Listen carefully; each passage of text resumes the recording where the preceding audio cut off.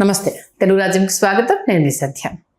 కూటమిలో ఒక ఆసక్తికరమైన చర్చ అంటే ఇప్పుడు మంత్రివర్గ విస్తరణ జరుగుతున్న నేపథ్యంలో ఏ సామాజిక వర్గానికి సంబంధించి ఎంతమంది ఉన్నారు అన్న నేపథ్యంలో చర్చ జరుగుతున్న తరుణంలో అంటే సామాజిక వర్గానికి సంబంధించి చంద్రబాబు నాయుడు గారు, లోకేష్ గారు, ఆ తర్వాత పయ్యావుల కేశవ్ గారు, గొట్టిపాటి రవికుమార్ గారు, నలుగురు పేర్లు ప్రముఖంగా వినిపించినవి. ఓన్లీ నలుగురేనా ఉంది అని ఆశ్చర్యపరిచే అంశం.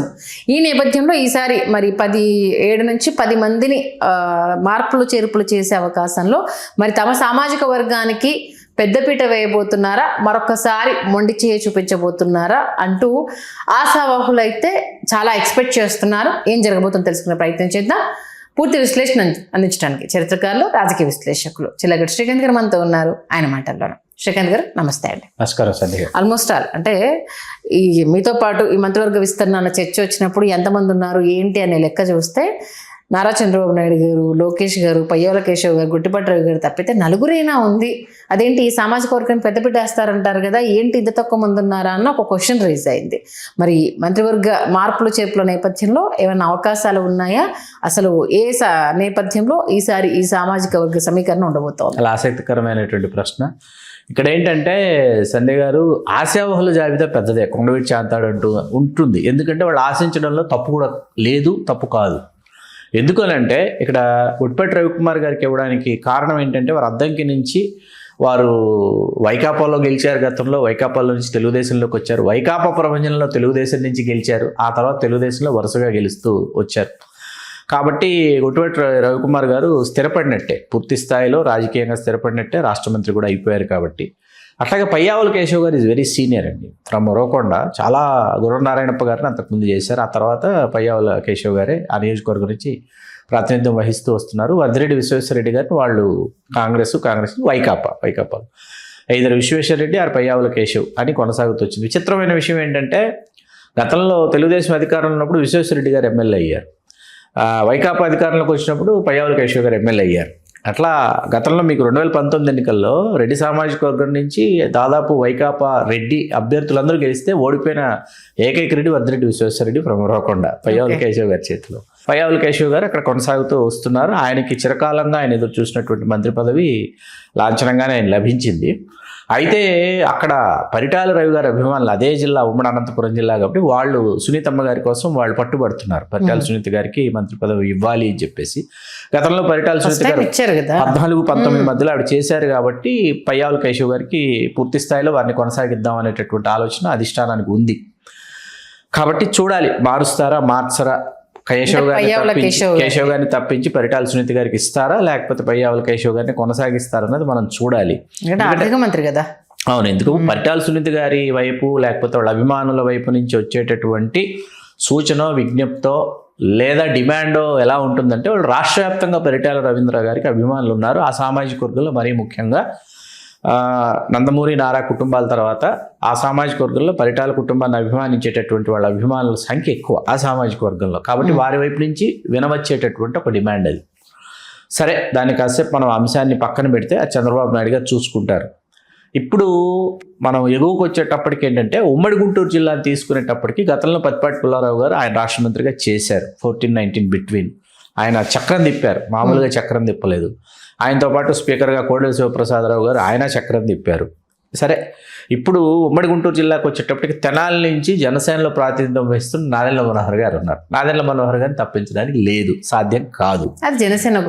జనసేన ఖాతా అది. కాబట్టి ఇక్కడ తెలుగుదేశంలో ఉన్న కమ సామాజిక వర్గం నుంచి వినిపించేటటువంటి వాణి ఏంటంటే, మీరు జనసేనకు విడిచిపెట్టారు, గుంటూరు జిల్లాలో తెలుగుదేశానికి అవకాశం ఇవ్వాలి కదా కమ సామాజిక వర్గానికి. పత్తిపాటి పుల్లారావు గారు అప్పుడు అయిపోయారు కాబట్టి ధూళిపాళి నరేంద్ర గారి పేరు ప్రముఖంగా తెర మీదకి వచ్చింది. గతంలో ఆయన వాళ్ళ నాన్నగారు ధూళిపాళి వీరయ్య చౌదరి గారు, ఆయన 2 సార్లు తెలుగుదేశంలో శాసనసభ్యుడిగా చేశారు. 94 ఎన్నికలకు ముందు రైతు సదస్సు అని గుంటూరు జిల్లాలో తెలుగు రైతు సదస్సు, ఎన్టీ రామారావు గారు చాలా పెద్ద ఎత్తున ఎన్నికల ముందు నిర్వహించబోతున్న సభకి ఆ ఏర్పాట్లు చేస్తూ ఆయన మంచుకి ఆయనకి దారి కనిపించక ఆయన రోడ్డు ప్రమాదంలో చనిపోయారు. వీరయ్య చౌదరి గారు చనిపోతే 2 రోజులు నిర్వహించాలనుకున్నటువంటి రైతు సదస్సును 1 రోజే నిర్వహించి ఎన్టీ రామారావు గారు అదే వేదిక మీద నరేంద్ర గారు, ధూళిపాళ్ల వీరయ్య చౌదరి గారు కుమారుడు నరేంద్ర గారిని అభ్యర్థిగా ప్రకటించారు. నరేంద్ర గారు, సురేంద్ర గారు వాళ్ళ సోదరులు.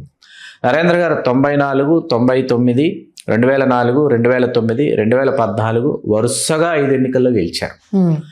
గెలిచి మొన్న 19లోనే ఆయన ఓడిపోయింది. మన కిలార్ వెంకటరామయ్య గారి చేతిలో ఓడిపోయారు. వరుసగా పొన్నూరు నియోజకవర్గం 2009 నియోజకవర్గాల పునర్విభజనలో పొన్నూరు నియోజకవర్గం పూర్తిగా కాపులు ప్రథమ స్థానంలో ఓటర్లు అయినప్పటికీ కూడా ఆయన 9, 14 2 ఎన్నికల్లో కూడా ధూళిపాళ్ల నరేంద్ర కుమార్ గారు గెలిచారు.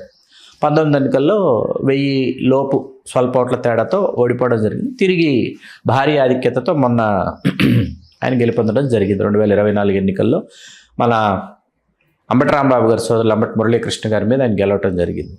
గెలిచిన తర్వాత మంత్రి పదవి కోసం హీఈస్ ఈగర్లీ వెయిటింగ్. యాక్చువల్లీ అర్హుడు, సీనియరు, ఇన్నిసార్లు 6వసారి ఆయన శాసనసభ్యుడిగా పనిచేసినటువంటి నేత కాబట్టి ఉమ్మడి గుంటూరు జిల్లా నుంచి కమ్మ సామాజిక వర్గం నుంచి ఆశిస్తున్న మాట అయితే వాస్తవం.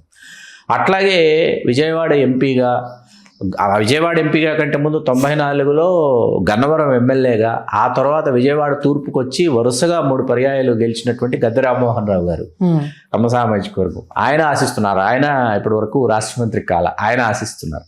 కమ్మ సామాజిక వర్గం నుంచి ప్రముఖంగా మనకు కనిపించేటటువంటి వినిపించేటటువంటి పేర్లు ఇవన్నమాట. వీళ్ళు ఆశిస్తున్నప్పటికీ సాధ్యాసాధ్యాలని చంద్రబాబు నాయుడు గారు, లోకేష్ గారు పరిశీలించారు. నిజంగా గద్దె రామ్మోహన్ రావు గారు, ధూళిపాళ్ల నరేంద్ర కుమార్ గారు నిజంగా మంత్రి చేయడానికి అర్హులు. ఓకే, అయితే వాళ్ళకి సమీకరణాలు సాధ్యపడటం లేదు, పొసగటం లేదు. అది మొత్తానికైతే అర్హత ఉన్న వ్యక్తులు చాలా మంది ఉన్నారు. వీళ్ళిద్దరూ ఖచ్చితంగా ముందు వరుసలో ఉంటారు. సునీత గారు చేసేసారు, కేశవ్ గారు చేస్తున్నారు, గుట్టిపాటి రవికుమార్ గారు మొదటిసారి చేస్తున్నారు. గుట్టిపాటి రవి గారితో పోలిస్తే గద్దె రామ్మోహన్ రావు గారు కానీ, ధూళిపాళ్ల నరేంద్ర కానీ చాలా సీనియర్లు అనమాట, సుప్రీం సీనియర్స్ అని చెప్పొచ్చు. ఓకే, కాబట్టి వాళ్ళు ఆశించడంలో తప్పు లేదు, వాళ్ళ విజ్ఞప్తిని అధినేత ఆలోచించడంలోనూ తప్పు లేదు. అంటే ఇప్పుడు గుట్టిపాటి గారు పై ఆవులను తీసేస్తేనే వీళ్ళని రీప్లేస్ చేయడం తప్పితే అదర్ ఆప్షన్ లేదు, అంతేనా? అంతే. కానీ అది సాధ్యపడుతుందా అన్నది చూడాలి. ఓకే, కాబట్టి అవ్వచ్చు, అవ్వకపోవచ్చు, కానీ వీళ్ళు అర్హులు. డిమాండ్ ఉంది, అర్హత ఉంది, రెండు లెక్కలు ఉన్నాయి. చూద్దాం. మీరు అన్నట్టుగా మరి సామాజిక వర్గానికి సంబంధించి మరి కృషి చేస్తారా, కూటమిలో భాగంగా ఇంకా సర్దుకుపోవాలి కాబట్టి సర్దుకుపోతారా, ఈసారికి సర్దుకుపోవాల్సినటువంటి పరిస్థితులు. ఉమ్మడి గుంటూరు జిల్లాలో మనోహర్ గారు రావడం వల్ల ధూళిపాళ్ల నరేంద్ర గారికి అవకాశం లేకుండా పోయింది. అది దాంట్లోనూ నెక్స్ట్ కొడుకు కోసము సునీతమ్మ అవునన్నా కాదన్నా త్యాగం చేయాల్సి అంటే ఇప్పుడు మంగళగిరి అనేది మనకు ఉమ్మడి గుంటూరు జిల్లాలోకి వస్తుంది. నారా లోకేష్ గారు అక్కడే ఉన్నారు. కాకపోతే ఏంటంటే నారా చంద్రబాబు నాయుడు గారిని, నారా లోకేష్ గారిని వాళ్ళని పార్టీకి సంబంధించినటువంటి అధిష్టానంగా, అధినాయకత్వంగా చూడాలి తప్ప వాళ్ళని సామాజిక సమీకరణల్లోకి తీసుకొచ్చి ఈ సమీకరణల దృష్ట్యా అని వాళ్ళని తీసుకోవడానికి కుదరదు అనమాట. మిగతా వాళ్ళని ఆలోచించాలి, దాన్ని మెయిన్ బేస్ చేసుకోవాలి. తర్వాత సామాజిక వర్గం తెర మీదకి రావాలి. మంచి విశ్లేషణ అందించారు. ధన్యవాదాలు శ్రీకాంత్ గారు. ధన్యవాదాలు సంధ్య గారు. హలో, తెలుగు రాజ్యం ఛానల్ చూస్తున్నారా? సామాజిక, రాజకీయ, జీవన చిత్రణే తెలుగు రాజ్యం. అతిశయోక్తులు, అసత్యాలు ఉండవు. రాజకీయ కోణం కాదు, ప్రజా కోణమే కొలబద్ద. తెలుగు రాజ్యం వీక్షణ నీ ఉత్తమ అభిరుచికి నిదర్శనం.